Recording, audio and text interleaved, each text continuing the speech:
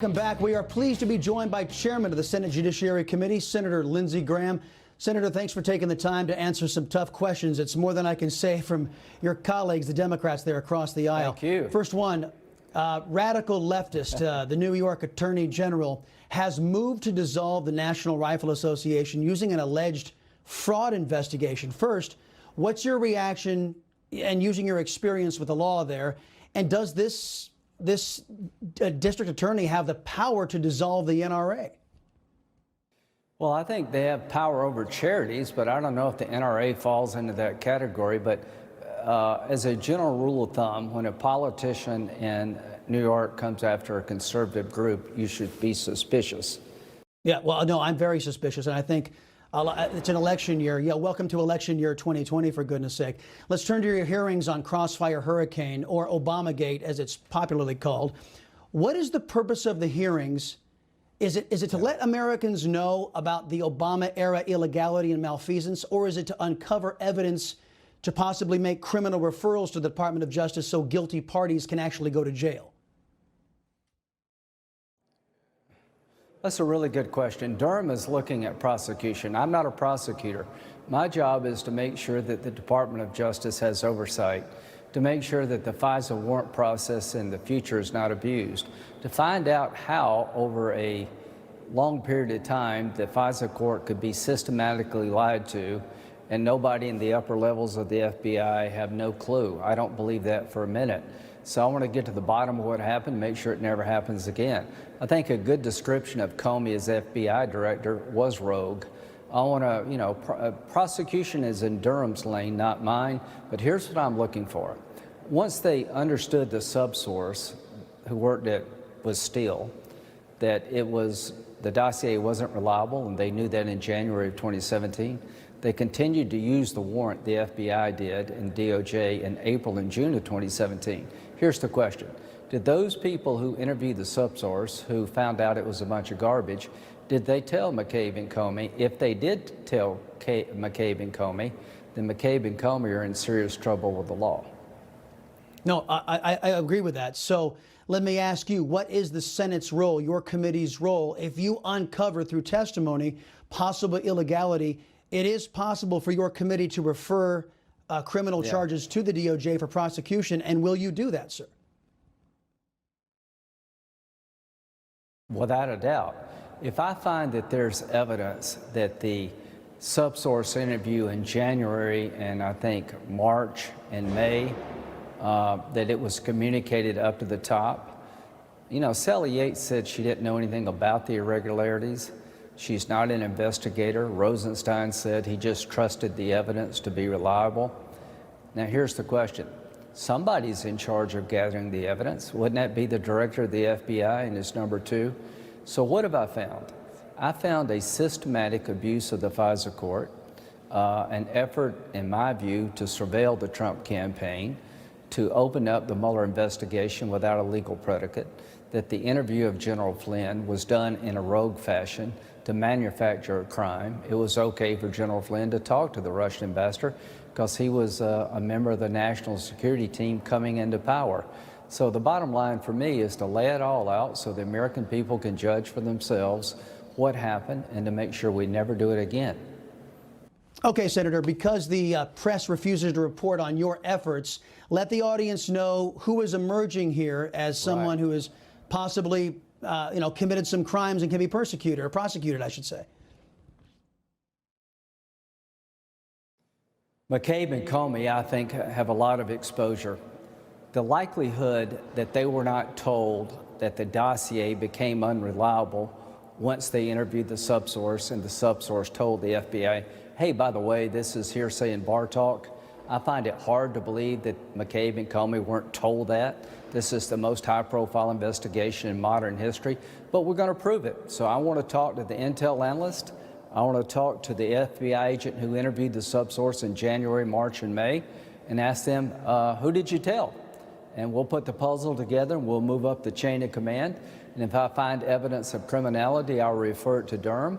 But I want the whole world to know that this Crossfire Hurricane was one of the most deceitful, unethical investigations in the history of the FBI. I do believe that Congress was lied to in 2018. Congress, through the Senate Intel Committee, requested a briefing about the reliability of the Russian subsource, who was a still employee here in the United States. And they were told, in my view, the same lie the FISA court was told. So stay tuned for that. Yeah, last time I checked, lying to Congress, it is illegal. I want you to take off your chairman hat for a minute and put on your political hat. As we've already covered, it's an election year. And we have been pretty critical of you in the past. Right. And I wanted you to address this head on, because I'm wondering if you would just comment on the fact that here you have already been saying on various media outlets that you are not interested, you didn't think it was a good idea in talking to Barack Obama or former Vice President Biden under oath about Crossfire Hurricane. Let me just ask you, do you think it's a good message, politically speaking now, for the Republicans to have that our presidents, Republican presidents, can endure an FBI investigation, a Senate investigation, a House investigation, a falsely predicated special counsel investigation, and a falsely predicated impeachment? But we Republicans also believe that we shouldn't be asking Democrat presidents or vice presidents any questions under oath. Is that a viable political strategy for a victory in November? You know, I'm not really worried about the politics. I'm worried about saving the nation from rogue cops like Comey and creating a system that will sustain over time. Show me some evidence that Obama knew about the intelligence being faulty. You know, I don't mark it in assumptions, I mark it in facts. Here's what I can tell you is a fact, that the FISA court was lied to repeatedly, that the vice president was in the room on January the 5th when they talked about the Flynn case. We'll go where the facts go, but I'm not in the revenge business. If you want somebody to go out for political revenge, I'm the wrong guy. I'm in for righting wrongs and making sure transparency prevails here.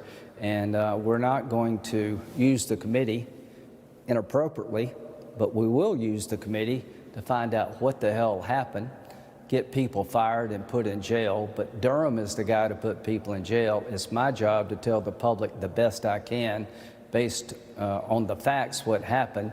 And if you got any evidence that President Obama committed a crime, I will definitely turn that over to Durham.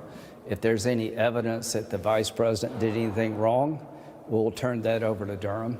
But calling him into the Senate Judiciary Committee, that's never happened before to a president, and it's not going to happen now unless there's a reason to, and Durham's the best vehicle to do that. Generally speaking, Congress, you know, we don't haul in presidents to answer questions. We do have outside prosecutors to look at potential misconduct, and if there's any evidence of wrongdoing by Obama and Biden, I'll be the first one to send it to Durham. Last question I have for you, because you mentioned you and I were talking about the former vice president. At the beginning of this program today, as a conservative, I never agreed with Joe Biden on hardly anything as far as policy is concerned. But I'm starting to get a little angry at what his political party is doing to him. It's obvious to anybody who is watching. He's having some cognitive difficulties. And you have said in the past that you are personal friends with the vice president. Senator, what is your reaction about what the media is doing to Mr. Biden, what his own political party is doing to Mr. Biden, putting him out there in front of the country when he's obviously struggling? What is your reaction as his friend?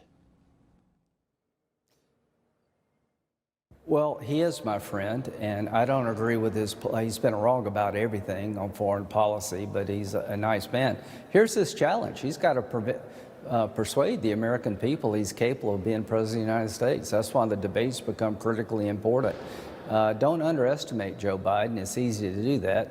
I think President Trump's been a damn good president. I think he's got a good story to tell about why he should be reelected. But Joe Biden wants to be president. He's got to earn it. He's got to go out there and answer questions. Look what Trump did. He spent an hour in the middle of the day talking to Chris Wallace. He was on Axios talking to Jonathan Swan. He takes hard questions.